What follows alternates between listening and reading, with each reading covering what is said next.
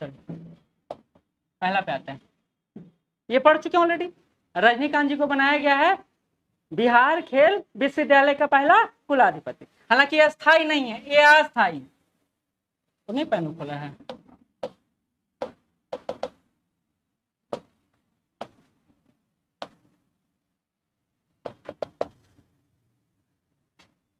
देखिए हम तो आएंगे जब एग्जाम खत्म हो जाएगा तो मेरे क्लास से लड़े चाहे ना लड़े, हम बताएंगे आगे कि हमारे क्लास से कितना लड़ा है, मतलब हम लोग कितना पढ़ाएं और कितना आया है। फिर से बताते आए चाहे ना आया, उसमें भी हम अपना बेइज्जती सहने के लिए आएंगे। हमको बेइज्जती सहने से कोई ज़्यादा दिक्कत नहीं है, लेकिन दिक्कत यहाँ से जब पढ़ाने लिखाने के बाद भी, क्लास एब्सेंट करने के बाद भी नंबर नहीं लाते हैं आप लोग, तो बहुत बड़ा दिक्कत है।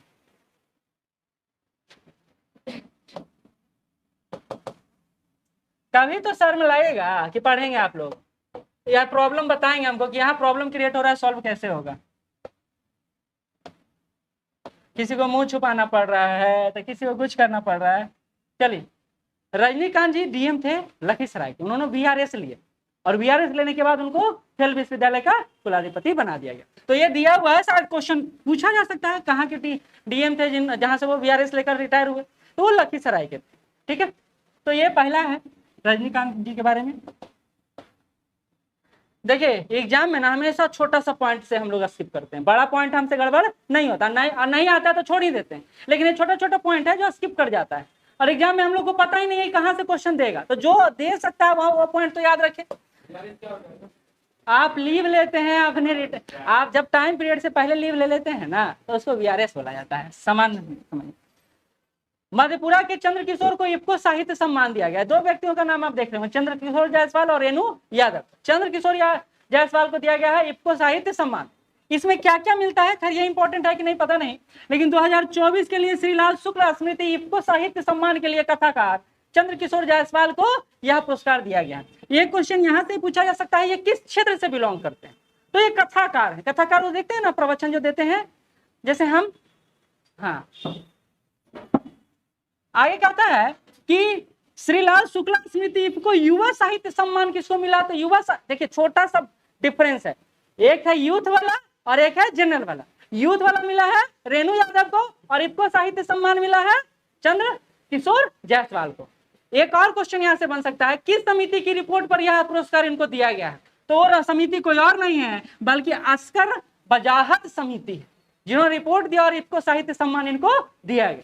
3-4 फैक्ट है, याद रखिएगा। ठीक है, कहते हैं इसमें क्या क्या दिया जाता है, तो इसमें दिया जाता है प्रतीक चिन्ह जो रहता है इफ्को साहित्य सम्मान का, प्रशस्ति पत्र मिलता है और ये सबसे बहुमूल्य चीज यही मिलता है 11 लाख रुपया। नीचे युवा में भी वही मिलता है, बस छोटा सा बहुमूल्य चीज मिलता है और 2.5 लाख रुपया। हम लोग को 50,000 दे देते रेंगते हुए पहुंच जाए, है ना, देता ही नहीं कोई। चलिए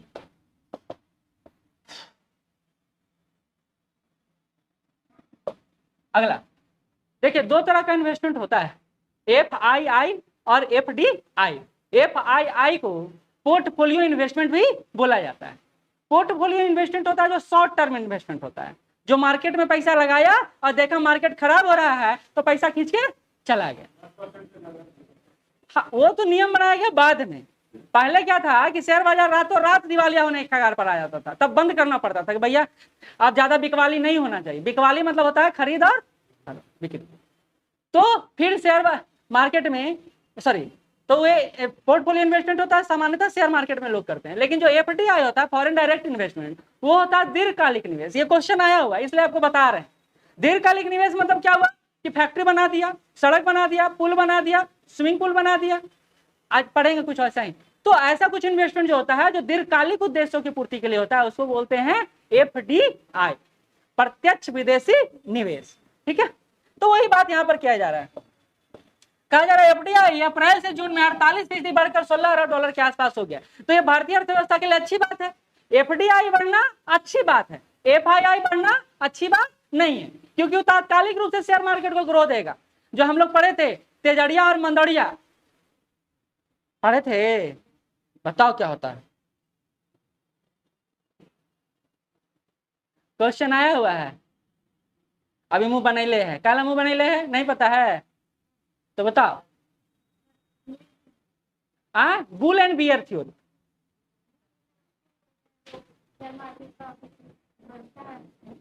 क्या पढ़ाए थे ना?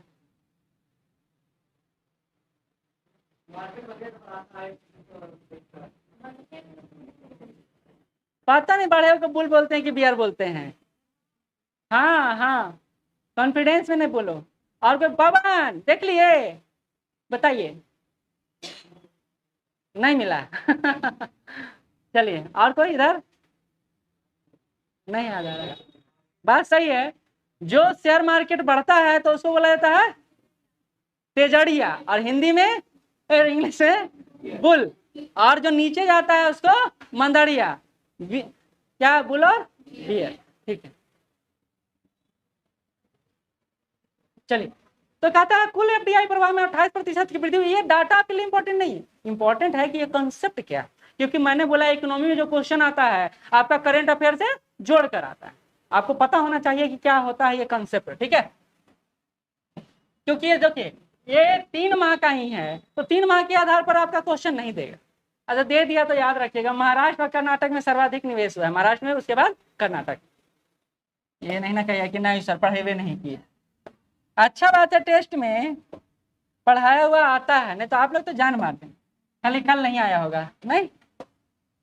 चलिए, ये अच्छा बात है, पहला एक्सपेरिमेंट भी हो चुका है। अभी कल देख रहे होंगे बहुत ज़्यादा एडवर्टीजमेंट भी दे रहा था कि आंख में चश्मा लगा हुआ है तो ठीक हो जाएगा, ये बस आपको ड्रॉप आंख में डालना है। कह रहा है कि अब महज आई ड्रॉप के जरिए दृष्टि में सुधार किया जा सकता है। यह एक्सपेरिमेंट किया है केंद्रीय औषधि मानक नियंत्रण संगठन ने। कहता है कि इस बीमारी से पीड़ित हैं आप, जिसका नाम है प्रेस बायोपिया। फिर से याद रखिएगा, किस बीमारी के पर्सपेक्टिव में बात हो रहा है? प्रेस बायोपिया के संदर्भ में बात हो रहा है। से अगर आप पीड़ित हैं तो ये ड्रॉप आप डालिएगा तो आपका ठीक हो सकता है। इस कहते हैं एंटॉड फार्मास्यूटिकल को प्रेसबू आई ड्रॉप को मंजूरी दे दी गई। तो इस ड्रॉप का नाम क्या है? प्रेस बू ड्रॉप। ये इंपॉर्टेंट, बहुत चर्चा में है, पेपर में भी आया था, कल भी आया था, 2 दिन पहले भी आया था, और तो ये चर्चा में याद रखिएगा, ठीक है। खास करके 40 वर्ष से ज्यादा की उम्र को होता है ना, उनके लेंस में प्रॉब्लम हो जाता है, आंख के लेंस, तो वहां ये काम करता है। अभी आपको बाकी है, समय लगेगा, तब तक हो सकता है कुछ नया आ जाए कि भैया आंखें बदल दिया जाएगा, एकदम आर्टिफिशियल आंख लगा दिया जाएगा। चलिए देखिए, कोरोना काल में हमने देखा कि हमारी व्यवस्था खास करके हेल्थ सेक्टर कैसा काम किया, इसको लेकर हम अभी तैयार नहीं थे। अब हम क्या कर रहे हैं? मॉक ड्रिल कर रहे हैं। मॉक ड्रिल समझते हैं ना, कि पहले से ही उस तरह की प्रक्रिया को गुजारना, बस वो रियल नहीं होगा, फेक होगा। तो हम लोग इस तरह का मॉक ड्रिल किए हैं हाल ही में। कहता भारत में पहली बार हुआ है विषाणु युद्ध से का अभ्यास, ताकि भविष्य में कोरोना जैसी आपदा से निपटा जा सके। कहा जाता है कि पहली बार ऐसा हुआ, कहाँ हुआ है? राजस्थान के अजमेर में हुआ है। एक राष्ट्रीय स्वास्थ्य मिशन के तहत यह प्रोग्राम किया गया, ये मॉक ड्रिल किया गया। तो खैर ये क्षेत्रीय स्तर पर हुआ, लेकिन इसका असर तो व्यापक हो सकता है जब इस तरह की महामारी से हम गुजरेंगे। खैर अब कोरोना तो नहीं आएगा, अब कोरोना का हो सकता है बेटा आए, पोता आए, नाती आए, कोई नतनी आए, ऐसा कुछ आ सकता है। कोरोना का वेरिएंट तो हम लोग खा चुके हैं, है ना। तो इससे होगा क्या? तो इससे कुछ नहीं होगा। कहता है कि जेनेटिक बीमारियों का प्रसार बहुत तेजी से हुआ। तो एक शब्द हमारे सामने आता है, जेनेटिक बीमारी। जेनेटिक बीमारी क्या है? पढ़ा चुके हैं उस क्लास में। हाँ, नहीं, एक जानवर से दूसरे जानवर में होता है, उसको जेनेटिक बीमारी कहते हैं। वो जानवर हो सकता है, इधर इंसान, हम जानवर नहीं है क्या? हम लोग जानवर नहीं है? नहीं सर, नहीं सर। देखो, हमेशा ये गुणसूत्र होता है ना, जाके अपना डीएनए को चेक करवा, हम लोग जानवर ही हैं। तो जानवर से इंसानों में जो फैलता है उस बीमारी को कौन सा बीमारी कहा जाता है? जेनेटिक बीमारी कहा जाता है। तो इस तरह की बीमारियां फैल रही है, और इसी बीमारी के पर्सपेक्टिव में इस तरह का मॉक ड्रिल किया जा रहा है, ठीक है। ये चर्चा में आया था जेनेटिक बीमारी, जब कोरोना वायरस हुआ था ना, तो उस समय बहुत चर्चा में था कि जेनेटिक रोग किसको कहते हैं, आपको भी आ सकता है। वो दैनिक जागरण में दिया रहता है हिस्टोरिकल, जो डे बाई डे होता है, तो उसमें से एक व्यक्ति हैं जो हमारे सामने है, भूपेंद्र नाथ दत्ता। इनके बारे में दिया हुआ है कि 1880 में इनका जन्म हुआ था कोलकाता में। युवा अवस्था में ये जुगांतर पत्रिका से जुड़े, फिर गदर पार्टी से जुड़े, अमेरिका में चले गए, वहीं विद्रोह का नेतृत्व किया। ये हिस्ट्री देख लीजिएगा। ये है ह्यूमनॉइड रोबोट। ये अभी बीजिंग में चीन अफ्रीका समिट हुआ, तो ये गेट पर जानते हैं ना, हम लोग स्वागत के लिए खड़े रहते हैं, हाँ सर कैसे हैं, आइए आइए बैठिए। तो उस तरह के ओकेजन के लिए एक ह्यूमन और एक रोबोट दोनों को साथ रखा गया। यही नाम है, इसका नाम याद रखिएगा, इसका नाम है एक्स रोबोट्स। चीन अफ्रीका सहयोग संघ में किस रोबोट को रखा गया तो नाम है इसका एक्स रोबोट। बहुत ही छोटा छोटा पॉइंट है लेकिन इंपॉर्टेंट, ठीक है। अभी देखे थे सऊदी अरबिया में सबसे पहला वो जो उनका नाम क्या था, सोफिया, सोफिया का नाम सुने थे, हाँ पिछला बार पूछा था। तो ऐसा दे सकता है, बिल्कुल। अच्छा ये भी तो बता रहे थे हम कि आज तक न्यूज चैनल AI वाला एक आया हुआ है, एकदम सुंदर सुंदर। देखिए एंकर, हमको आपको पहली बार में लगेगा कि AI जनरेटेड नहीं है, ये रियल है, लेकिन वो सारा AI जनरेटेड चल रहा है। तो अब दुनिया बहुत आगे चल रहा है। अब हम भी सोचें कि AI जो ChatGPT से PPT बनता है उसको सीखें। इंप्रूवमेंट होना जरूरी है, हमेशा स्किल डेवलप कीजिए। टीचिंग लाइन में तो हम लोग के लिए और जरूरी है कि आप चीज़ों को कैसे जल्दी कर सकते हैं। और आजकल देखते हैं एडवर्टीजमेंट बहुत ज़्यादा आता है। चलिए, ये बहुत इंपॉर्टेंट है। आज है 9 सितंबर और 9 सितंबर को हिमालय दिवस मनाया जाता है। हिमालय दिवस क्यों मनाया जाता है? ताकि हिमालय के संदर्भ में जो अभी प्रक्रिया चल रहा है और जिस दुर्दशा से हिमालय गुजर रहा है उसके प्रति लोगों को जागरूक किया जाए। अभी एक लेडीज आई थी हिमालय से चढ़ के, उन्होंने एक एरिया का नाम बोला था जहाँ 1000 लाश से रखा हुआ है जब एवरेस्ट पर चढ़ा जाता है, तो क्योंकि वहां से लाश लाना बहुत मुश्किल है। ये बात सुने थे। तो एवरेस्ट सिर्फ मानव क्रिया से नहीं प्रभावित हो रहा है बल्कि जलवायु परिवर्तन से भी प्रभावित हो रहा है। तो इसके प्रति जागरूकता लाने के लिए थीम याद रखिएगा, इसका थीम बहुत इंपॉर्टेंट है। हिमालय का विकास, सॉरी थीम है हिमालय का विकास और इसकी दशा और दिशा। यही थीम पर 9 सितंबर को हिमालय दिवस मना रहे हैं हम लोग। कहते देहरादून में हिमालय दिवस सप्ताह का आयोजन भी किया गया। हिमालय की पीड़ा को समझने और उसके निवारण के उपाय सुझाने के दृष्टिगत से हिमालय दिवस की अवधारणा को महत्वपूर्ण भूमिका निभाने के लिए हेस्को संस्था के संस्थापक पद्म भूषण डॉक्टर अनिल प्रकाश जोशी ने इस बारे में जानकारी दिया है। तो ये नॉर्मल बात है। मेन है कि 9 सितंबर को हम लोग हिमालय दिवस मनाते हैं। इसका थीम है हिमालय का विकास और इसकी दशा और दिशा, ठीक है। बात तो सही है ना। अभी जो बर्फ पिघलने की प्रक्रिया हिमालय में बहुत तेज हो गई और बोला जा रहा है कि कई सेंटीमीटर बर्फ जो है पहले ही पिघल जाता है। तो इसका प्रभाव हमारे नदियों पर भी पड़ेगा, हमारे इन्वायरमेंट पर भी पड़ेगा, हमारे जलवायु पर भी पड़ेगा, क्योंकि हिमालय बहुत बड़ा फैक्टर है जो हमारे जलवायु को प्रभावित कर सकता है। ठीक, आगे बढ़ते हैं। कहता है महिला एवं बाल विकास, देखिए मंत्रालय भी कहीं कहीं बहुत इंपॉर्टेंट होता है। किस मंत्रालय द्वारा यह प्रोग्राम शुरू किया गया? तो महिला और विकास मंत्रालय द्वारा पोषण ट्रैकर पहल शुरू किया गया। और ट्रैकर है मतलब क्या करेगा? ट्रैक करेगा। ट्रैक तो आपके पीछे पीछे नहीं ना करेगा कि भैया वो जा रहा है तो हम भी जा रहे हैं, कुपोषित लग रहा है, तब तो लड़की लोग इतना केस करेगी कि भाई आप कैसे में पेंडिंग रहे, क्योंकि पीछा करना भी एक अपराध है, पता है ना। हाँ, तो ट्रैकर मतलब आपके मोबाइल में ऐप के नाम से ट्रैक किया जाएगा, ठीक है। हाँ, आपके भी पीछे पड़ सकता है, कोई बड़ी बात नहीं। कुपोषित तो लगते ही है ना। तो यही कहा जाए मिशन पोषण 2.0 के माध्यम से यह पोषण ट्रैकर किया जा रहा है। किस मंत्रालय का पहल है? महिला एवं बाल विकास मंत्रालय का पहल। यही बात बोला जा रहा है। देखिए 2-3 बात है। 1 से 30 सितंबर बहुत इंपॉर्टेंट फैक्ट है, राष्ट्रीय पोषण माह घोषित किया गया है। 1 से 30 सितंबर राष्ट्रीय पोषण माह घोषित किया गया है। और फोकस थीम क्या है? 7वां पोषण माह। ये फोकस थीम है इस बार, यानी हम लोग कुपोषण से बचाने का प्रयास करेंगे। तो कहा जा रहा है राष्ट्रीय पोषण माह 2024 का मूल विषय है और पोषण ट्रैकर कार्यक्रम में सफलतापूर्वक, इसको छोड़ते हैं, ठीक है। ये बात समझ गए? तो ये भी याद रखिएगा। ये पूछ सकता है राष्ट्रीय पोषण माह कौन सा माह है, ये भी पूछा जा सकता है। कौन सा, कब से कब तक, ये भी पूछा जा सकता है, ठीक है। देखिए महिलाओं के संदर्भ में है चूंकि, तो महिलाओं को कौन सा सामान्यता रोग होता है? एनीमिया होता है, ग्रोथ मॉनिटरिंग होता है और कॉम्प्लीमेंट्री फीडिंग होता है, या फिर उनको पोषण भी, पढ़ाई को भी इसमें जोड़ा गया है। और कौन सा थीम है? एक बेटी, क्या दिखाई नहीं दे रहा है, टेक्नोलॉजी से जोड़ना, ये सब इसका विषय वस्तु। हाँ, ये प्रधानमंत्री मोदी जी ने बिहार आए थे, नालंदा विश्वविद्यालय की स्थापना किए थे, वहां भी एक पेड़ पौधा रोप के गए थे। आप जब भी कोई बड़ा यूनिवर्सिटी जाइएगा तो एक बात नोटिस कीजिएगा कि वहाँ पेड़ बहुत सारा रोपा हुआ, उसका नामकरण लिखा हुआ है।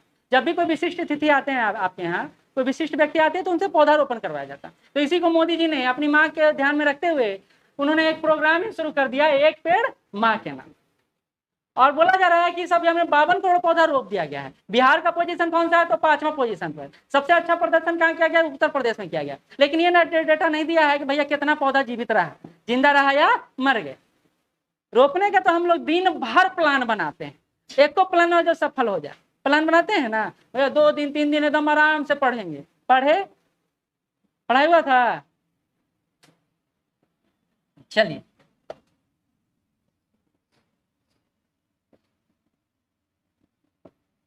तो ये है, कहा जा रहा है कि जलवायु परिवर्तन जैसी पर्यावरणीय चुनौतियों से निपटने के लिए देश में 1 करोड़ पेड़ लगाने की बात हो रही है। कहा जा रहा है कि हम इस अभियान के तहत सितंबर तक 80 करोड़ और मार्च 2025 तक 140 करोड़ पौधा लगा देंगे।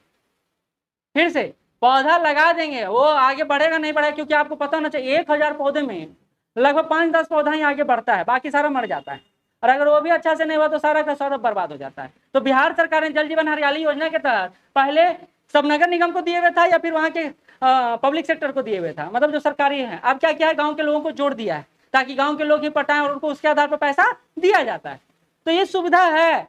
एक बात समझ जाइए, ग्रामीण लोग ही पर्यावरण हितैषी हैं, हम लोग तो पर्यावरण के ऊपर चढ़कर उसको रौंद कर आगे बढ़ रहे हैं। तो शहर कभी भी पेड़ पौधों के पीछे नहीं भागता। हाँ, घर में money plant, show plant, executive plant, pure plant तो लगा देगा ताकि वो देखने में अच्छा लगे। वो पौधों से प्यार नहीं है, वो घर को अच्छा दिखाना है। चलिए, तो ये याद रखिएगा, 5वें नंबर पर बिहार है, पहले नंबर पर यूपी। ठीक है, अगला है, पहली बार ऑस्ट्रेलिया ने युद्धाभ्यास में अपना एक विमान भेजा है। अभी तक ऑस्ट्रेलिया ऐसा नहीं कर रहा था, यूएसए से आ रहा था, ब्रिटेन से आ रहा था, फ्रांस से आ रहा था, लेकिन ऑस्ट्रेलिया नहीं भेज रहा था। लेकिन ये भारत ऑस्ट्रेलिया संबंधों का ही खेल है। जो तरंग शक्ति अभ्यास में जो जोधपुर में हुआ है, उसमें ऑस्ट्रेलिया ने पहली बार अपना कोई युद्धक विमान भेजा। क्या नाम है इसका, तरंग शक्ति। कहता है कि ऑस्ट्रेलिया की रॉयल ऑस्ट्रेलियन एयरफोर्स ने वायुसेना की तरंग शक्ति 2024 अभ्यास के दूसरे चरण में हिस्सा लेने के लिए, साल में 2 बार होता है ये तरंग शक्ति अभ्यास, साल में 2 बार होता है। यही कहा जा रहा है कि देश के सबसे बड़े बहुपक्षीय वायु अभ्यास का दूसरा चरण 30 अगस्त से 13 सितंबर तक जोधपुर में चलेगा।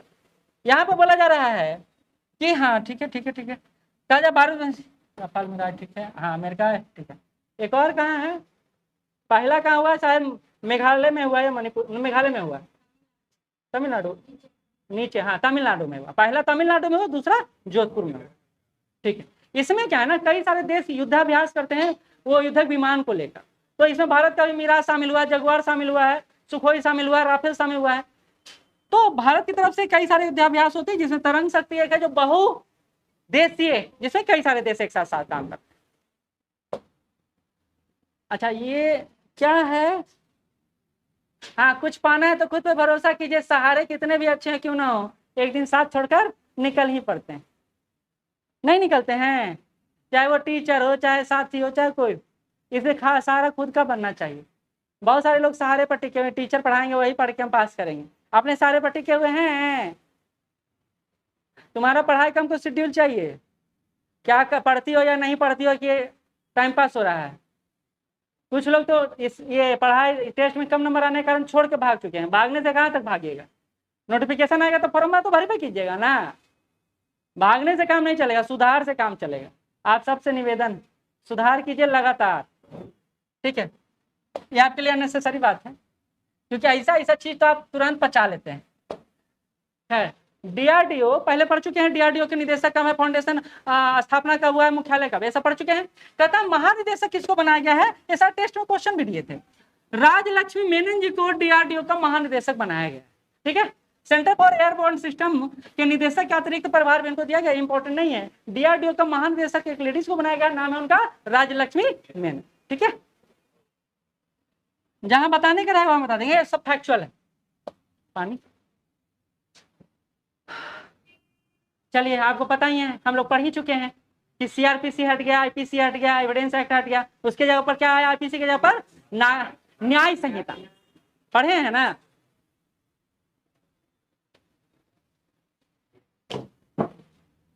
तो यही बोला जा रहा है कि न्याय संहिता के आधार पर पहला व्यक्ति जिसको सजा दिया गया वो सारण में दिया गया। सारण जिले का जिला एवं सत्र न्यायालय पूरे देश में नया आपराधिक कानून यानी भारतीय न्याय संहिता लागू होने के मात्र 50 दिनों के भीतर एक फैसला दे दिया।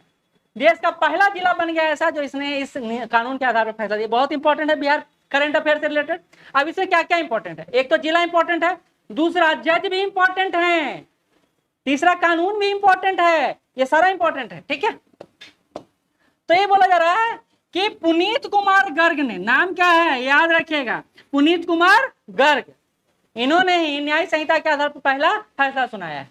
कहा है कि रसूलपुर थाना क्षेत्र के पिता और उनकी 2 पुत्रियों की हत्या के दोषी सुधांशु कुमार उर्फ रोशन और अंकित कुमार को उम्र कैद की सजा दे दिया गया और 25,000 रुपए का जुर्माना लगाया, जो नई न्याय संहिता के द्वारा लगाया गया। तो देश का पहला मामला और जस्टिस ऐसा हो गया, ठीक है। जज का नाम है पुनीत कुमार गर्ग, ठीक है। ये आईपीसी नहीं पूछा, न्याय संहिता का ये नहीं पूछेगा। देखिए ये हैं बेटियां, जन्म के साथ 2000, 1 वर्ष पूरा होने पर 1000, फिर टीकाकरण उपरांत 2000, फिर पोशाक योजना 1 से 12वीं तक कितना 600, 700, 1000 और 1500, 12वीं में 1500, फिर इनको 10वीं में जाने पर 10,000 जो प्रोत्साहन राशि मिलता है, 12वीं पास करने पर 25,000 और स्नातक उत्तीर्ण करने पर 50,000। एक क्वेश्चन यहाँ से ऑलरेडी आ चुका है, सिर्फ इतना से। ये है बेटियों का विकास क्रम।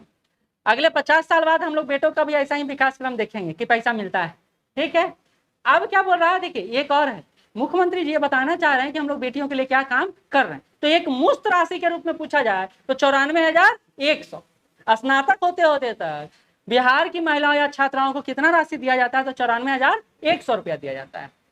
तो यही बात बोल रहे हैं, इसका नाम है मुख्यमंत्री कन्या उत्थान योजना, ठीक है। चलिए ब्रुनोई आप देखे हैं मैप में, कहां पर है,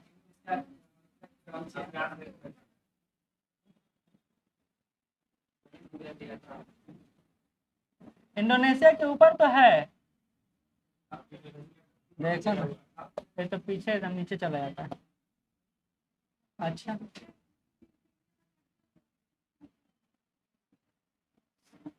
पहले मैप दिखाने दो ना, मैप देख ही नहीं रहा है, तुरंत भाग जा रहा है। अच्छा कोई बात नहीं, नहीं दिखेगा, छोड़ दीजिए, नहीं दिखेगा।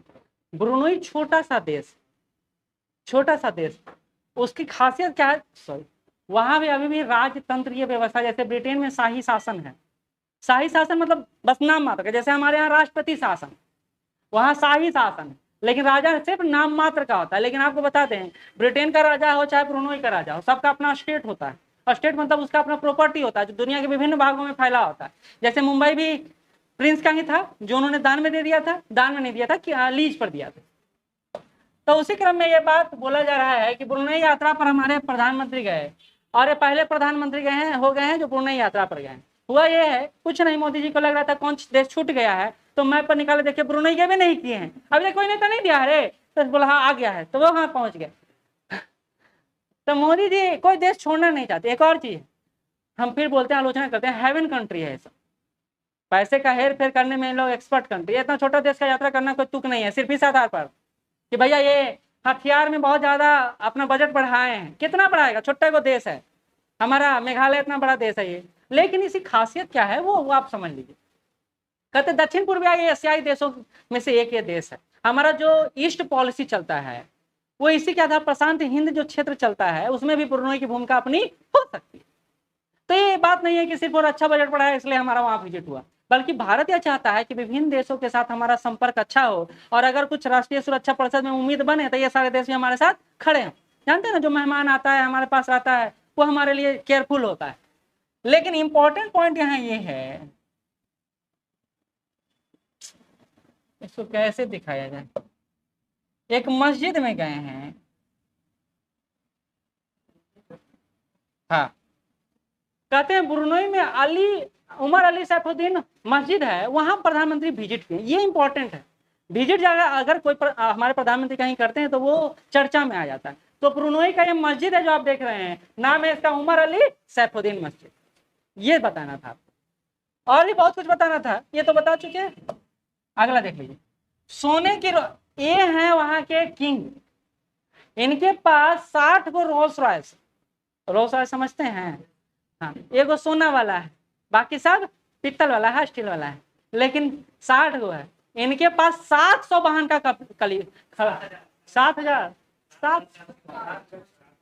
7,000 कार, हाँ 7,000 कारों का पूरा सेट है, जिसमें दुनिया का हर ब्रांड है इनके पास।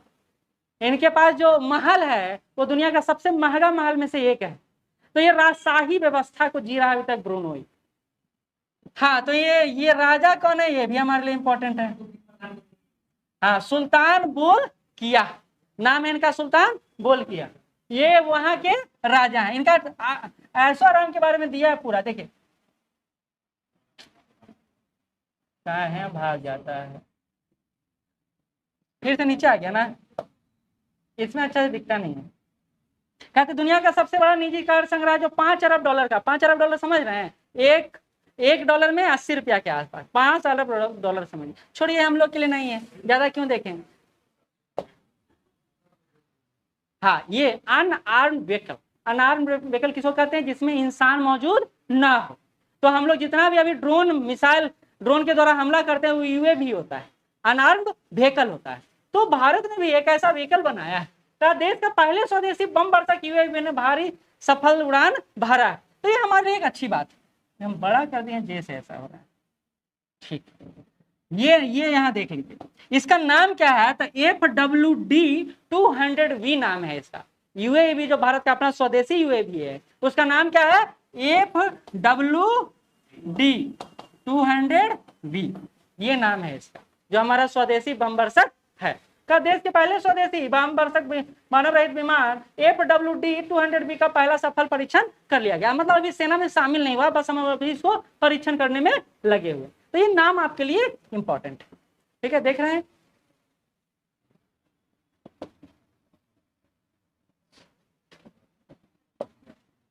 चलिए, ई श्रम पोर्टल 2021 में श्रम मंत्रालय ने क्या बोला ना, देखिए हमारे यहाँ जब इकोनॉमिक्स आप पढ़िएगा तो हमारे यहाँ ज्यादा ऑर्गेनाइज सेक्टर वर्क नहीं करता है। हमारा बड़ा सेक्टर जो है अनऑर्गेनाइज, असंगठित क्षेत्र है।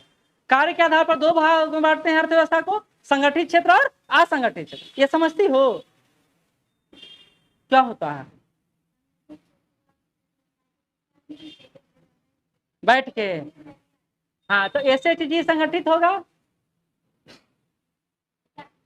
अच्छा, ये हमारा क्लास संगठित होगा, हाँ इससे हो सकता है, बताओ। टीचर्स डे में, हाँ याद मत दिलाइए, कुछ लोग का कपड़ा नहीं रहने के कारण जो एब्सेंट हुए उनका तो बड़ा दिक्कत है।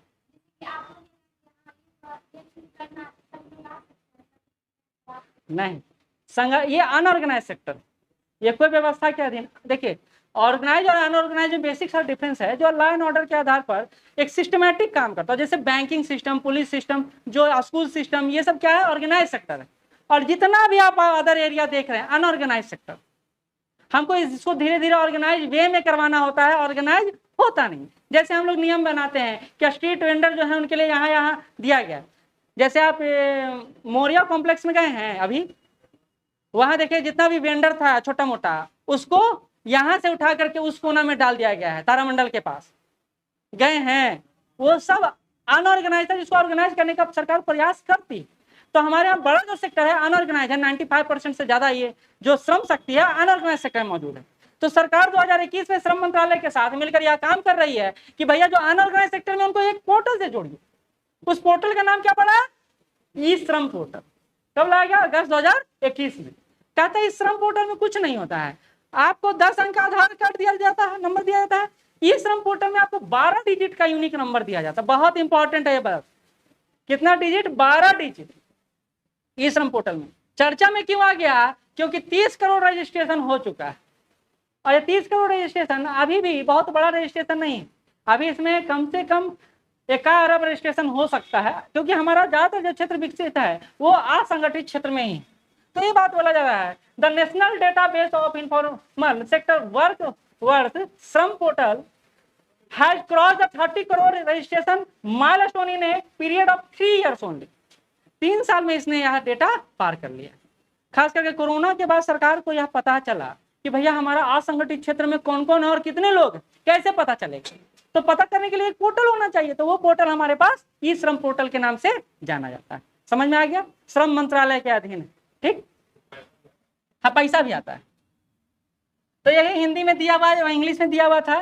कहता है अनौपचारिक क्षेत्र के कामगारों के राष्ट्रीय डेटाबेस तैयार करने के उद्देश्य से ई श्रम पोर्टल को 30 करोड़ से ज्यादा पंजीकरण हो चुका है।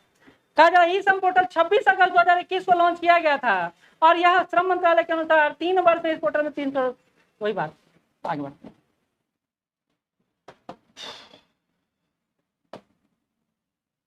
ये क्या है?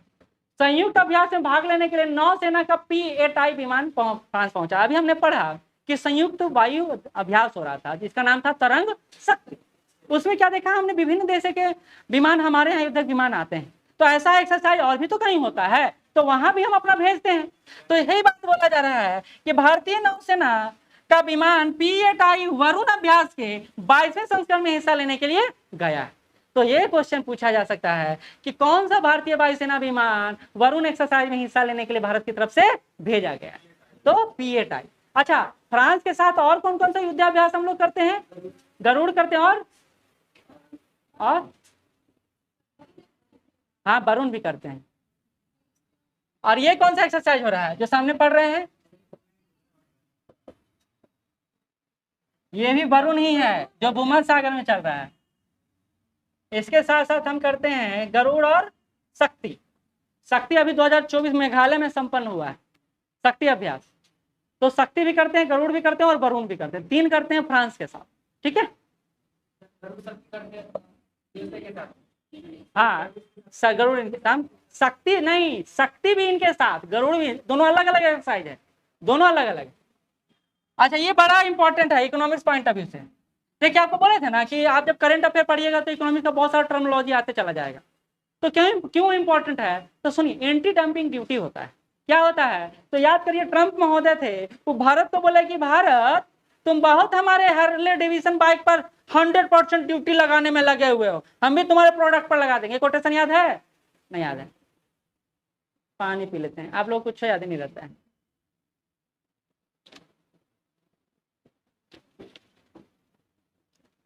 होता कुछ नहीं है। मान लेते हैं कि हम अच्छा खिलौने का उत्पादन करते हैं और हमको पता है कि फॉरेन मार्केट में इसको बेचने पर ये जो मूल्य है लग रहा है ना, वो बहुत ज़्यादा लग रहा है, हो जाएगा। तो हम क्या करते हैं, उसके टैक्स को कम कर देते हैं, यानी उसके मूल्य को कम कर दिए और उसके आधार पर दूसरे देश में जाके बेचवा दिए। उससे क्या होता है कि हमारा एक्सपोर्ट बढ़ता है, अंतर्राष्ट्रीय मार्केट में हमारा पकड़ बनता है।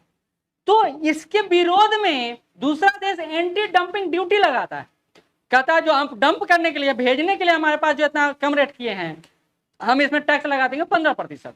अब आपका जो रेट कम था वो हो जाएगा ज्यादा, तो आप हमारे यहाँ डंप नहीं कर पाएंगे। तो चाइना कमोबेश यही काम हर देश के साथ करता है कि बउआ अपना अपना सस्ता सस्ता सामान बेच देता है भारत में। भारत में गुड़िया मिलता था 500 में, चाइना बोला कोई बात नहीं, हम 50 रुपये में अच्छा एकदम खेलता खुलता गुड़िया दे देंगे आपको। अब बच्चा लोग 2 दिन खेलता है उसके बाद फेंक देता है। तो भैया चीप एंड बेस्ट है, वेस्ट नहीं वेस्ट, हाँ मतलब सस्ता है और खराब भी हो जाएगा, तो बउआ लोग को आप खुश भी कर पाइएगा। तो चाइना ने क्या किया, पूरे मार्केट को मेड इन चाइना से भर दिया। इसी तरह चाइना ने मोबाइल लॉन्च किया। हमारे यहाँ जब नोकिया चल रहा था, सैमसंग चल रहा था, वो छोटा छोटा सेट, चाइना लाया 5 स्पीकर वाला भौं वहा। जब चेन्नई से हम लोग पटना आते थे तो पूरा ट्रेन में वो 5 स्पीकर वाला मोबाइल चला, इतना बड़ा बड़ा होता था, और डबल ट्रिपल सिम तक ले आया भारत। जो भी रहे, तो वैसा वैसा चीज हमारे साथ किया। क्यों करता था ऐसा? ताकि वो अपने सामान को, जो मैन्युफैक्चरिंग कंट्री है वो अपने सामान को हमारे यहाँ बेच सके, तो उसके लिए वो सस्ता करता था। तो उसको कहते हैं डंपिंग प्रोसेस, और उसके एवज में जो हम लगाते हैं उसको कहते हैं एंटी डंपिंग। ठीक है, तब आप समझ गए होंगे कि एंटी डंपिंग ड्यूटी क्या है, ये समझ गए? ठीक, ओ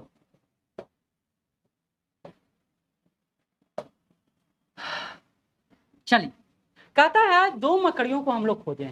पहला नाम है भारतीय प्राणी सर्वेक्षण। जब इंडिया ईयर बुक आप पढ़िएगा तो जूलॉजिकल सर्वे ऑफ इंडिया, अब बोटोनिकल सर्वे, बोटोनिकल है, जूलॉजिकल है, आर्कोलॉजिकल सर्वे ऑफ इंडिया, दो पर बहुत अच्छा चर्चा किया गया। तो भारतीय प्राणी सर्वेक्षण की खोज में मकड़ियों जो खोज हुआ जूलॉजिकल सर्वे ऑफ इंडिया ने किया। इसका इंग्लिश है जूलॉजी, जिसको एस्टेब्लिश किया गया 1 जुलाई 1916 को, और इसके फाउंडर है विलियम जोन्स और हेडक्वार्टर है कोलकाता में। ठीक है, तो एक आ रहा है 2 मकड़ियों का खोज किया, इसका नाम है मिमेटस स्पिनेटस और दूसरा मिमेटस पार्वुलस। ये 2 मकड़ियों का खोज किया गया है, किसके द्वारा? प्राणी सर्वेक्षण, भारतीय प्राणी सर्वेक्षण के द्वारा। तो एक बार खोज हुआ था, किसका खोज हुआ था, जो पूछ दिया था, तितली का खोज हुआ था, पूछा था, तो आपको मकड़ी का भी पूछ सकता है, ठीक है। तो कहा जा रहा है कि पश्चिमी क्षेत्र में मकड़ियों की 2 नई प्रजातियों का, देखिए हमारे यहाँ जो हॉटस्पॉट है एरिया, हाँ बिल्कुल बिल्कुल सही बोले, तो हमारे हॉटस्पॉट जो एरिया, हॉटस्पॉट एरिया किसको कहते पता है?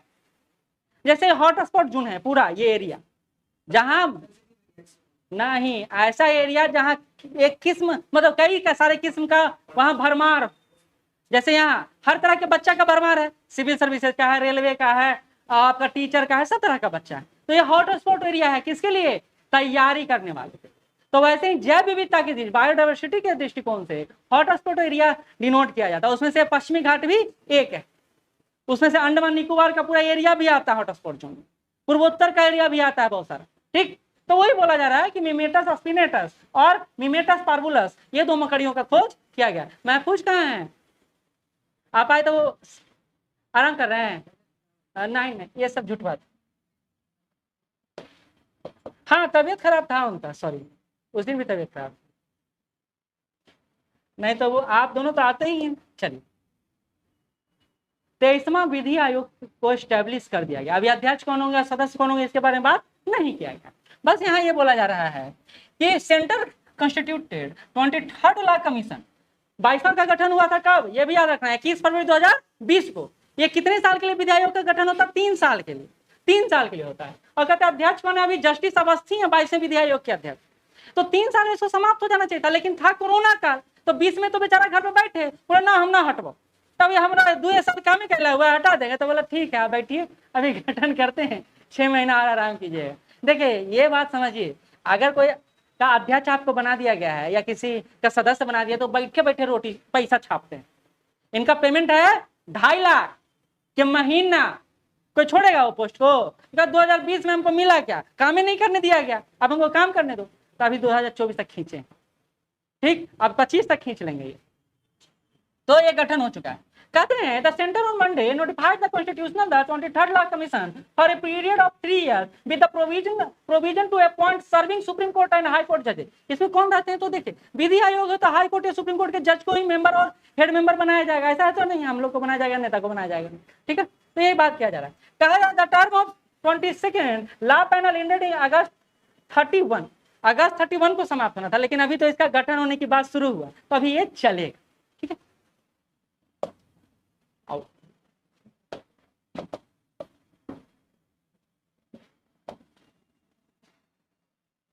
देखिए हड़प्पा का खोज अभी तक जारी है, हड़प्पा मोहनजोदड़ो का। देखिए पाकिस्तान, हम लोग कुछ दिन पहले न्यूज पढ़े थे कि पाकिस्तान में खोज नहीं हो रहा है।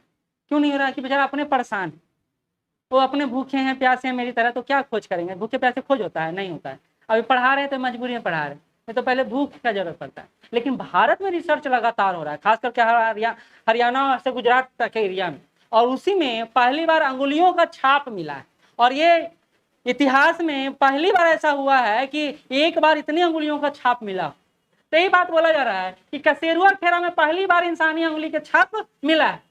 अब कह रहा है कि पलवल जिले के कसूरों के पुरातत्व उत्खनन के दूसरे चरण के दौरान यहाँ साक्ष्य मिला है। और कहता है इतना सारा उंगलियों का साक्ष्य होने से हमको ये पता चल पाएगा कि आखिर हड़प्पा सभ्यता में लोग कैसे जीवन यापन। ये तो रिसर्च ही है ना, जो भी चल रहा है रिसर्च ही। तो इसके साथ साथ क्या मिला है? तो पीजीडब्ल्यू पर कमल का भी मिला है, जानवर का भी निशान मिला है, और आई गोडेस की आकृति मिला है, एक मतलब भगवान की आकृति भी देखा गया। तो एक रिसर्च है जो अभी तक चल रहा है, ये बताने का प्रयास कर रहा हूँ मैं, क्योंकि मोहनजोदड़ो हड़प्पा को लेकर कुछ दिन पहले ही न्यूज आया था कि पाकिस्तान में कोई तरह का रिसर्च इस पर नहीं चल रहा है, भारत में लगातार प्रयास किया जा रहा है। तो हमारे पास ऐसे भी ये सभ्यता का बहुत बड़ा क्षेत्र नहीं है, ज्यादातर क्षेत्र पाकिस्तान में, तो जितना है उतने में काम चला रहे हैं हम।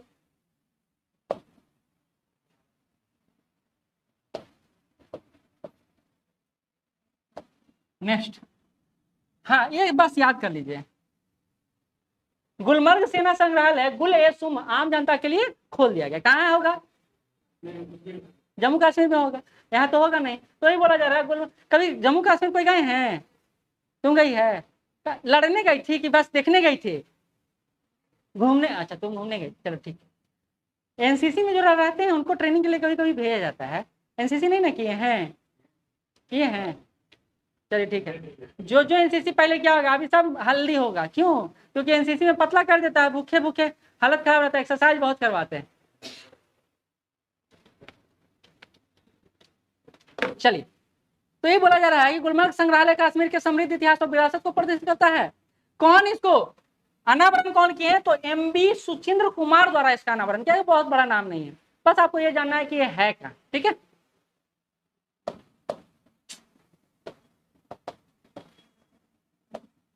चलिए, माफी योजना यूएई द्वारा एक योजना चलाया गया। बोला गया भैया आप अगर हमारे यहाँ गलती करते हुए पकड़ा गए हैं या आप जेल में बंद हैं या कुछ ऐसा कृत्य कर दिए हैं जो सरकार आपको माफ नहीं करे, क्योंकि यूएई और सऊदी अरब का कानून बहुत सख्त है।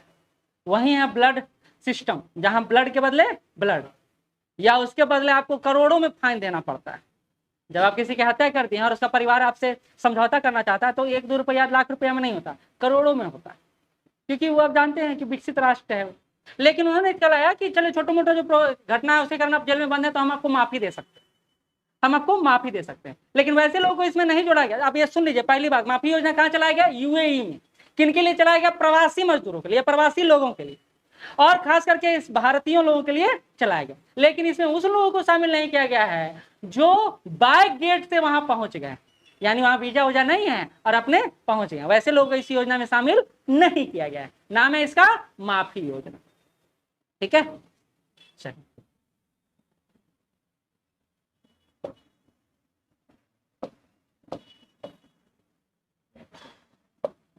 आगे आते हैं।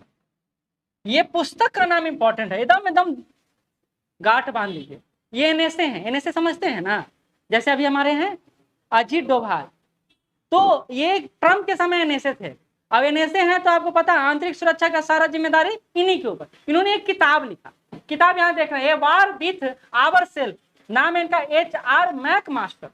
इन्होंने बोला कि भैया ISI का सीधा संपर्क आतंकवादियों से, अगर एनएसए ये बोल रहा है वो भी अमेरिका का, तो गलत तो नहीं। तो ये पुस्तक इसलिए भारत में चर्चा में है कि भैया ISI, अभी तक हम बोल रहे थे कि भैया वो आतंकवादियों को फंडिंग करता है, अब वहां का एनएसए भी बोल रहा है, तो इसलिए पुस्तक का नाम इंपॉर्टेंट है। नाम है at bar with our self. ठीक है, जानते हैं एक बार और किताब लिखा रहा था हिलेरी क्लिंटन को लेकर, बड़ा चर्चा में आ गया, क्योंकि ऐसा ऐसा जो गुड़ रहस्य है ना, इन लोग किताब बेचने के लिए लिखते हैं। किताब बेचना भी तो है, सबका तो काम रॉयल्टी कमाना ही होता है। कौन समाज सेवा कर रहा है? कोई नहीं। जो समाज सेवा कर रहा है उसके पीछे भी काम है कि अपना नाम फेमस करना, तो क्यों शॉर्ट वीडियो और रील्स बना के डालेंगे? तो अगर हम समाज सेवा ही कर रहे हैं तो रील्स बना के नहीं डालेंगे। जैसे एक व्यक्ति अभी गौतम गंभीर सिर्फ अपने इंटरव्यू में बोले कि हम 5 लाख बच्चों को खिलाते पिलाते हैं, उनका रील्स अभी तक नहीं देखे थे। लेकिन हम लोग अगर रोटियां खिलाएंगे ना कुत्ता के, तो वो भी रील्स बना लेंगे, भैया कुत्ता की हम रोटी खिला रहे, आप भी जानवरों को रोटी खिलाइए। नहीं, अच्छा चलिए, कुत्ता को नहीं, दूसरे जानवर को, क्योंकि हम लोग करते कम है, दिखाते ज्यादा है। ये नाम डिक्शनरी में लिख लीजिए, श्रेयोबी। वाइल्ड लाइफ फोटोग्राफिंग में मोर के साथ इनका फोटो वायरल हो गया। ये 10 साल से कम उम्र के बच्चों का है वाइल्ड लाइफ फोटोग्राफी में। ये नाम श्रेयोबी का नाम याद रखिएगा। तथा भरतपुर के केवला देव राष्ट्रीय उद्यान में ये जंगलों में सुबह की सैर पर निकली थी। 2 मोरनी बेचारी मुलाकात में कर रही थी, ये भी बीच में आके फोटो खींच के और डाल दी। तो वाइल्ड लाइफ फोटोग्राफी में इनके फोटो को दूसरे नंबर पर रख दिया, उपविजेता है ना। हाँ, तो ये बोला जा रहा है। ठीक है, ठीक है, 60 से 10 वर्ष से और उससे कम उम्र की श्रेणी में इनको यह अवार्ड दिया गया है। देखिए, आदमी का फोटो खींच के ना वाइल्ड फोटोग्राफी में उच्चतम नहीं कर सकता। अभी आजकल देखिएगा शॉट वायरल होता है, एकदम तालाब के बीच में छुपा रहेगा, बड़ा सा कैमरा रहेगा, वहां जाके फोटो लेता है, देखे हैं? बाकी लोग मोबाइल नहीं देखते, बहुत खुशी की बात, ये खुशी की बात। ये फोटोग्राफी का एक अलग श्रेणी है। अभी आप 3 इडियट देखे ही होंगे। फोटोग्राफी एक अलग पैशन है और सबके बस की बात नहीं है। उनका कैमरा भी 1-2 लाख रुपए का नहीं रहता है, 10-10 लाख, 20-20 लाख, 50-50 लाख। लेंस का कीमत होता है, लेंस का कीमत होता है। लेंस ही सब कुछ है, कैमरा इंपॉर्टेंट नहीं है, लेंस इंपॉर्टेंट।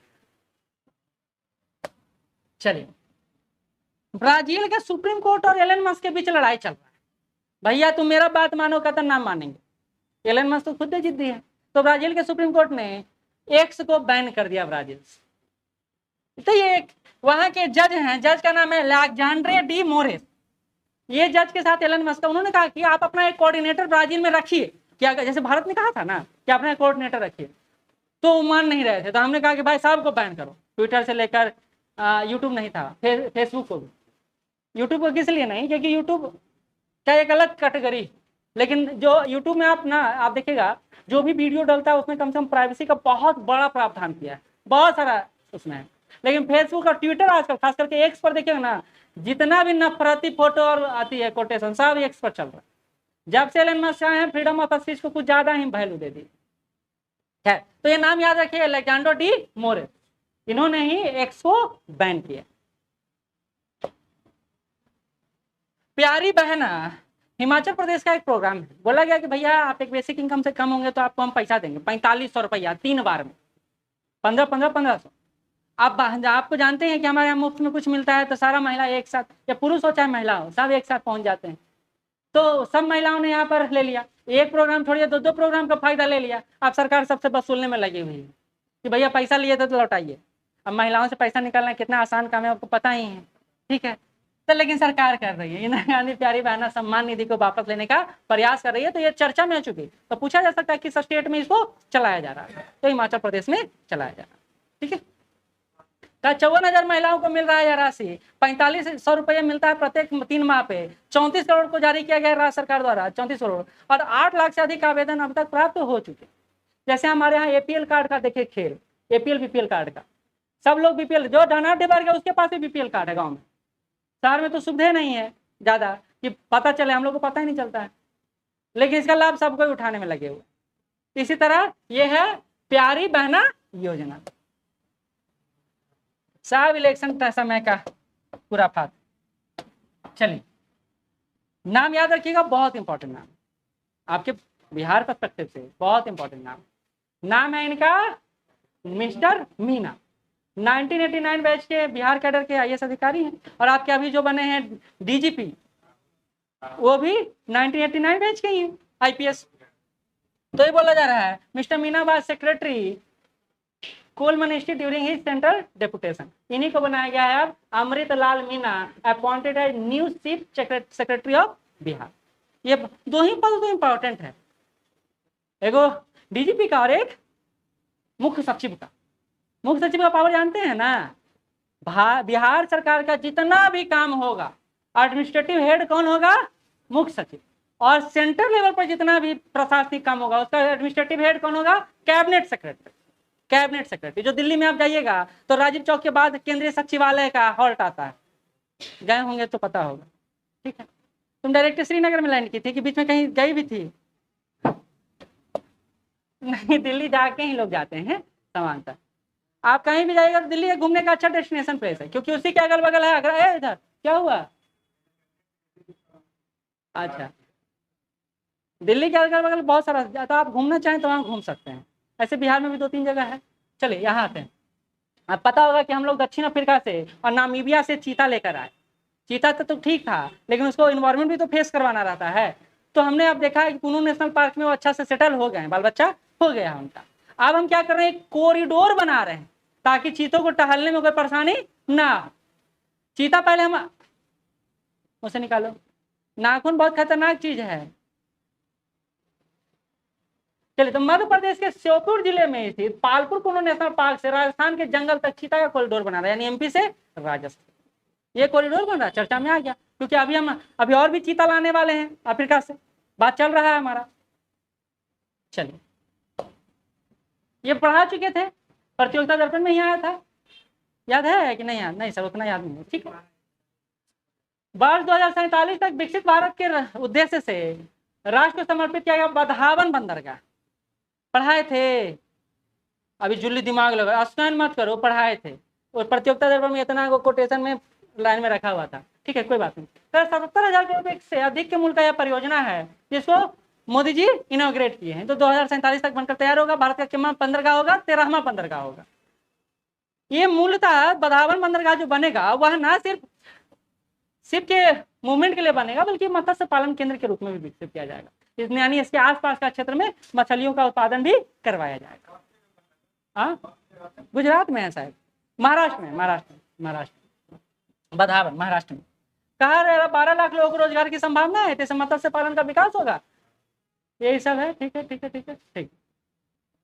देखिए इसमें दिया हुआ क्या क्या बनेगा, फिशिंग हार्बर बनेगा, एक्वा पार्क बनेगा, सी कैच जून बनेगा और कैब बनेगा। कैब यहाँ चलो को रखा जाता है।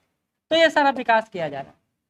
हाँ मोदी जी, पिछले बार क्या हुआ, हिंडनबर्ग रिपोर्ट आया, बेचारे स्लिप हो गया अडानी के नीचे, बहुत अफसोस हुआ, क्योंकि 22,000 28,000 करोड़ का घटा हुआ, 18,000 कह रहे हैं, लाख नहीं कह रहे हैं। तो वो जो सेकंड नंबर पर आ गए थे वो ढुढ़क के 10 नंबर से नीचे चले गए।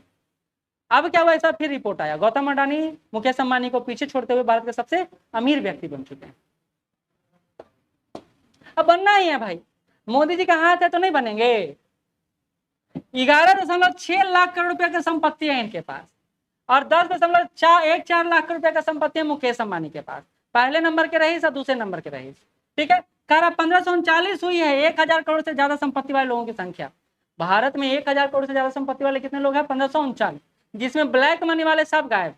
नेता होता का नाम नहीं। और कौन नेता है जिनके पास 1,000 करोड़ रुपया नहीं होगा। अरे भाई आईएएस की बात करिए, पूजा पढ़ाई ना 1000 खंड में 700 करोड़ तो भैया कैश मिल गया, और कितना करोड़ रुपया होगा तो बताने की जरूरत नहीं है। तो इसलिए तो आप लोग प्रोत्साहित होते हैं, मोटिवेशन कहाँ से मिलता है, वहीं से कि भैया आवरी तो हम जाएंगे तो अपन शरीर के वेट से दुगना पैसा हम अपना नोट कर रखेंगे। नहीं,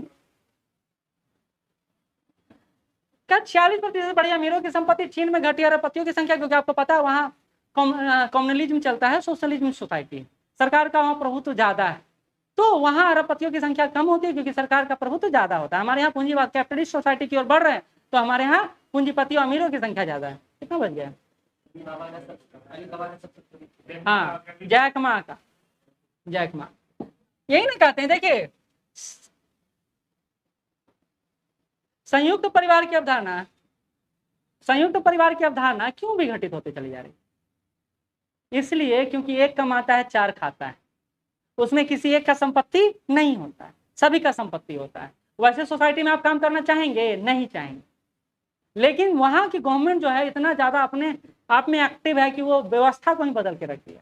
तो वहाँ व्यक्ति का महत्व नहीं है, बल्कि गवर्नमेंट का वहाँ ज्यादा राय चलता है। तो इसलिए जैक मा, जिसका इंटरव्यू बराक ओबामा लिए, वो हस्ती आजकल दिखाई नहीं दे रहा, सिर्फ सरकार का छोटा सा क्रिटिसाइज करती है। जैसे आप यहाँ कहते मोदी जी खराब है, सी जिनपिंग को वहाँ खराब कर दिया तो रात रात आप गायब हो जाइए, गायब हो जाइए। वहां विरोध में नहीं आवाज उठ सकता है। यही है, रसिया का भी हालत अभी बन गया है, रसिया में भी विरोधी नेता को मार दिया गया। खैर, पहली बार इस सूची में शाहरुख खान भी शामिल हुए, दो मूवी सुपरहिट दे दिए। कौन कौन, एक पठान और एक जवान।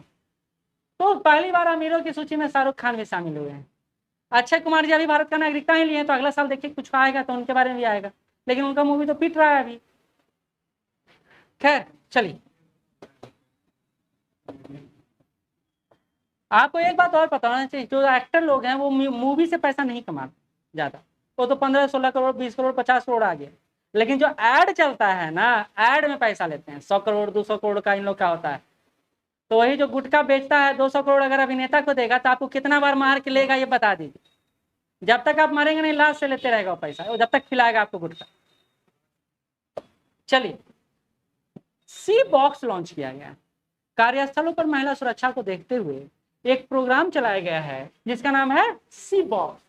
कहा जा रहा है कि महिला सुरक्षा के लिए सी बॉक्स पोर्टल को लॉन्च किया गया है, केंद्रीय महिला एवं बाल विकास मंत्रालय द्वारा यह काम किया गया है, ताकि अगर आपको वहां कोई दिक्कत है तो आप उसका रिपोर्ट कर सकते हैं।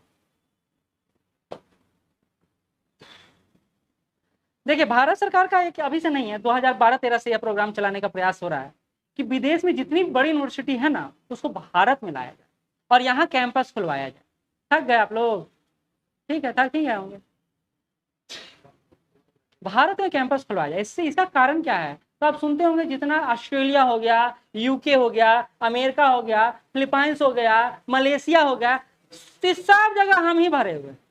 और कहला भाई तो डॉक्टर बने, जितना में डॉक्टर यहाँ बनिएगा 2 बार डॉक्टर वहां से बन के चले आइए, क्योंकि यहाँ ना MBBS करने में आपको कम से कम 1.5 करोड़ रुपया खर्चा है।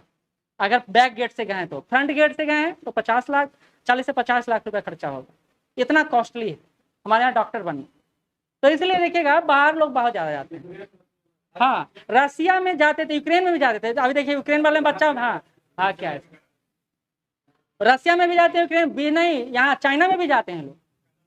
बीजिंग में लोग जाते हैं। अभी जब जाइए ना प्लेसमेंट ऑफिस में आप, तो यहाँ विभिन्न यूनिवर्सिटी में जाते हैं। हम क्या बोले ना, दुनिया के टॉप 100 यूनिवर्सिटी को, भैया आप चाहे तो भारत में ही आके खोल, जो रईस होगा उसको जाएगा ही, उसको तो रोक नहीं सकते, लेकिन आपको छोटा मोटा और इनकम मिल जाए। तो ये दुनिया के जो प्रमुख यूनिवर्सिटी है वो भारत में कैंपस खोलने में लगे हुए हैं। उसी में से एक और यूनिवर्सिटी है जिसका नाम है साउथहैम्पटन यूनिवर्सिटी, ठीक है, ये खोल रहे हैं। तो ये बोला जा रहा है ब्रिटेन की साउथहैम्पटन यूनिवर्सिटी विदेश में अपना कैंपस खोलने जा रही है, और ये वर्ल्ड वाइड रैंक देखा जाए तो 81वां है, और टाइम्स के अनुसार 97वां, यानी टॉप 100 यूनिवर्सिटी में है। तो हम लोग ऐसे यूनिवर्सिटी को भूमि भी उपलब्ध कराते हैं, जगह भी देते हैं, सुविधा भी देते हैं, ताकि ये कैंपस यहाँ खोल सके, ठीक है। 2 पेज और। मोदी ने 11 राज्यों की 7 प्रमुख परियोजनाओं का समीक्षा किया। देखिए बहुत अच्छा बैठक है। इस बैठक का नाम है, बहुत पहले इन्होंने शुरू किया, प्रगति बैठक, कि हम जो योजना अपनाए, जो इनॉग्रेशन किए, वो कहाँ तक पहुंचा। इसको लेकर पूरा कैबिनेट का मीटिंग होता है। उस मीटिंग को क्या नाम दिया गया है, प्रगति। समझ गए, प्रगति प्रोग्राम। तो ये बोला जा रहा है कि लगभग 76,500 करोड़ का जो प्रोग्राम है उसको लेकर प्रगति का 44वां संस्करण अभी हुआ। तो ये बोला प्रगति के अंदर राज्य और सरकारों की भागीदारी वाली सक्रिय शासन व्यवस्था समयबद्ध क्रियान्वयन के लिए आईसीटी का एक प्लेटफॉर्म है, यानी ऑनलाइन प्लेटफॉर्म है जिसके माध्यम से यह समीक्षा करती है कौन सा प्रोग्राम कैसा चल रहा है और कैसा नहीं चल रहा, ठीक है।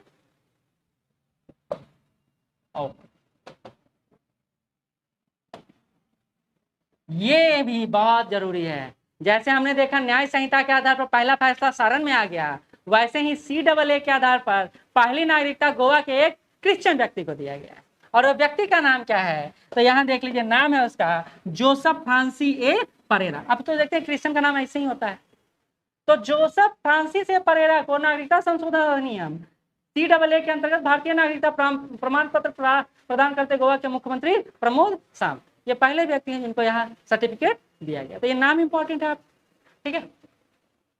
कहते हैं पाकिस्तान के एक ईसाई वरिष्ठ नागरिक को गोवा में भारत की नागरिकता दी गई। तो कहाँ के निवासी थे, पाकिस्तान के।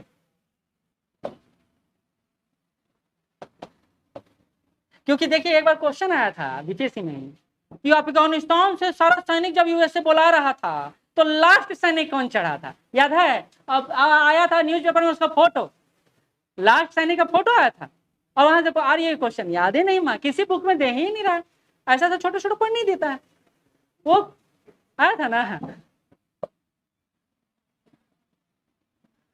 एसबीआई के नए चेयरमैन बने हैं CS शेट्टी, इन्होंने अपना पद संभाला, ये पहले भी चर्चा कर चुके हैं। अच्छा ये क्यों आए हैं, हाँ ओह, लेकिन अच्छा चीज पढ़ ही नहीं देता है, ये आपके लिए नहीं है, बस बता दिए हैं। क्या जुनून चाहिए लक्ष्य को पाने के लिए, वरना सपने तो सब देखते हैं और दूसरे को बताते रहते हैं, भैया हमारा SDM बने क्या आओ, हम SDM की तैयारी DM की तैयारी कर लो, IAS के जाएगा सब एक दूसरे के क्या की तैयारी कर लिए। हाँ हम BPSC SDM की तैयारी कर रहे, BPSC कोई नहीं बोलता है, SDM बोलती है कभी, SDM डायरेक्ट DSP, और उसके नीचे कोई पोस्ट में नहीं जानता बिहार में कि RDO बने, हाँ BDO जानता है कि BDO वाला तैयारी कर रहे हैं। हाँ वीडियो देखिए, उसका ग्राम से ना संपर्क ज्यादा है, जो RDO के माध्यम से जाता है, तो दूसरे को बताने से अच्छा खुद को डेली बताएं, लिख लें कि तुम SDM हो, तो आपको ज्यादा अच्छा रहेगा। आज यहीं तक रखते हैं, भूख लग गया मुझे कस, कोई खाना लेके आए हैं, खिलाए हम, खिला दें, खाइएगा, क्या खाइएगा बताइए, खिलाते हैं। आप देखो सब कंफ्यूज है, सर से क्या खाएं, क्या खाइएगा बताइए। हाँ पिज्जा, पिज्जा भी हम नहीं खाते हैं।